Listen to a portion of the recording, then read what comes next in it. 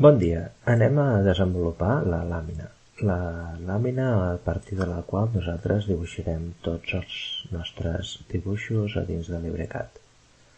Aquesta làmina la farem en dues parts. Primer dibuixarem el nostre paper i després el marc. I a la segona part dibuixarem el caixetí on hi ha totes les dades del nostre dibuix. Anem a començar. Per començar farem dos rectangles, un que ens definirà el que és el marc del nostre paper i l'altre el marc on nosaltres podrem dibuixar.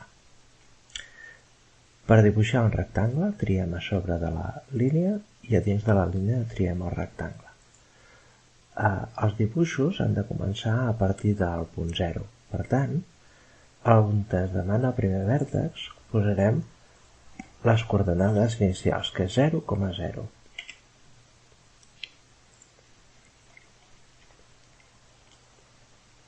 A partir d'aquí nosaltres hem de dibuixar el marc del paper.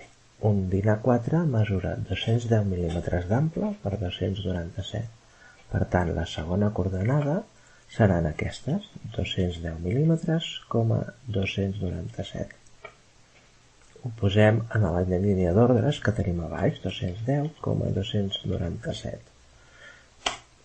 I ens dibuixa el primer rectangle.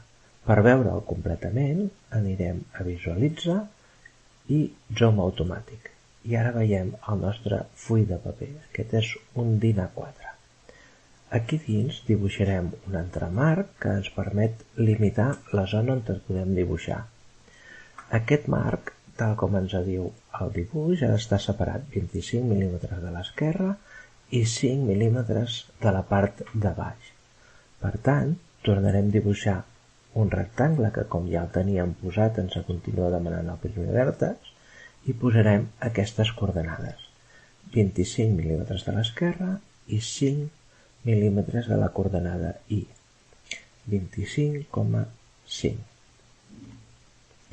I tenim aquí per començar a dibuixar el nostre rectangle.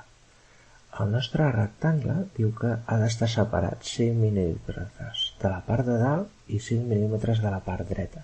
Per tant, a les coordenades d'1 a 4 hi haurem de restar-hi 5 mm. Això vol dir que si a 210 li restem 5 mm ens queda 205 i si a 297 li restem 5 mm ens queda 292. Aquestes són les dues coordenades que classificarem per la segona cantonada, 205,292. I ara ja tenim dibuixat el nostre paper i tenim dibuixat el marc on nosaltres podrem dibuixar. Anem a guardar-ho. Anem a fitxer, anomena IDESA, ho posarem a dins de la carpeta documents i aquí dins farem una carpeta per guardar els nostres treballs. Si no la tenim feta, podem anar en aquesta carpeta d'aquí que té un més, cliquem un més i aquí li posem LibreCAD i el nostre nom. En el meu cas, Josep. Li dic Open i com a títol del dibuix, que el tenim aquí baix, li hem de posar làmina.